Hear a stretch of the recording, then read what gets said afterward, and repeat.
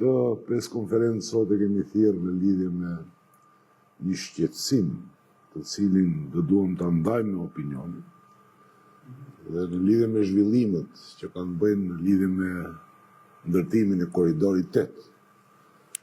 Me lajmin e para do ditëve që Behtelenka ka qenë detyruar që t'i lshoj nga puna diku rreth 50 punëtor për shkak se qeveria nuk po i plotson obligimet financiare që ka ndaj kësaj kompanie në drejtim të realizimit të punimeve për korridorin 8. Burimet të sigurta nga brenda qeverisë për ne flasin që qeveria nëpërmjet këtij kurzimi financiar mundohet që të devijoj dhe të ndaloj punimet që kanë të bëjnë me korridorin 8 dhe në këtë formë të përjashtoj, siç ka bërë çdo herë në këto 20 vite që ka ndodhur, të përjashtoj nga këto projekte infrastrukturore të gjithë pollogun, të përjashtoj lidhjen e Tetovës, e Kostivarit, e Kërçovës dhe Strugës.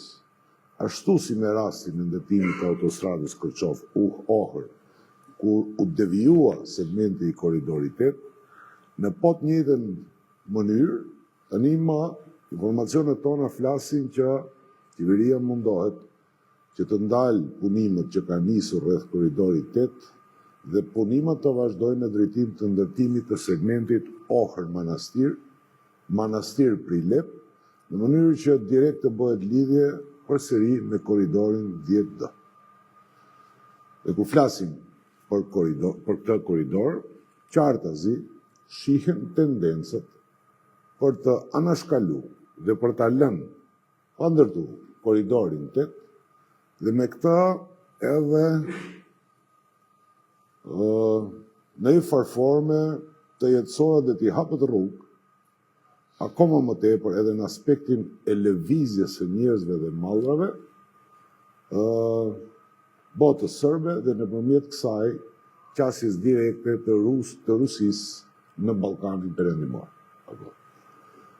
Duke ditur që korridori 8 përveç tjerave, përveç dimenzionit të zhvillimit ekonomik, ka dimenzionin edhe gjeostrategjik dhe gjeopolitik për shkak të bashkimit të detit Mesdhe, të detit të Zi me detin Adriatik, ne shfrytëzojmë rastin që t'ju bëjmë apel edhe ambasadës Shteteve të Bashkuara të Amerikës, diplomatëve tjerë, ambasadave tjera të Bashkimit Evropian këtu në Maqedoninë e Veriut, që të ngrejnë alarmin dhe të shohin se në çdo drejtim dhe çfarë bëhet në lidhje me korridorin 8.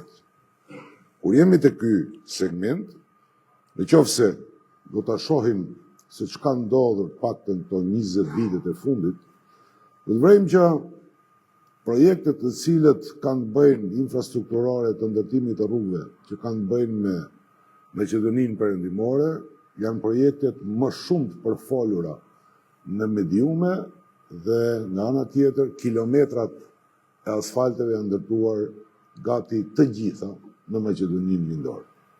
Dhe unë mund t'ju jap shembull se çfarë segmentesh nga autostradat janë ndërtuar deri tani.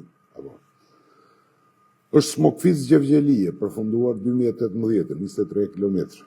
Demir Kapi Smokfic, 2018, përsëri 23 km. Miladinosi Shtip, 2019, 43 km. Vërbjani Botum, 2025, ky segmenti që u lëshu në lidhje me autostradën Kërçov-Ohër. Rrugë ekspres të ndërtuara gjatë këtyre 20 viteve. Shtip-Krupishte, 14 km. Krupishte-Koçani, 13.7 km. Shtip-Radovish, 23 km. Kriva-Pallank-Devebajir, 13 km. Rankovec-Kriva-Pallak, 23 km. Gradsko-Drenovo, 15 km.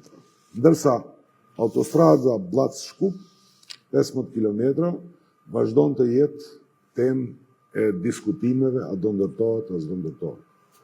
Autostrada Dhe tuneli Prizren-Tetov është vetëm për përdorim elektoral dhe asgjë tjetër nuk shohim që investohet ose po bëhet nga ana e kësaj qeverie. Prandaj, ne u bëjmë thirrje ashtu edhe një herë, siç e thash, duam të alarmojmë faktorin ndërkombëtar, në të njëjtën kohë, i bëjmë thirrje edhe pjesëtarëve shqiptar që janë në qeveri. Aty janë për të mbrojtur interesat edhe të atyre që i kanë votuar dhe të bëjnë shmos që mos lejojnë këtë plan të errët, jo në të mirë të Maqedonisë të orientuar drejt perëndimit, por ky plan që synon të ndalë punimet dhe të pamundsojë ndërtimin e korridorit të 8, natyrisht që është plan i cili Maqedoninë rreshton në aleanca të cilat nuk do të ishin të mira për ardhmërinë e Maqedonisë së Veriut.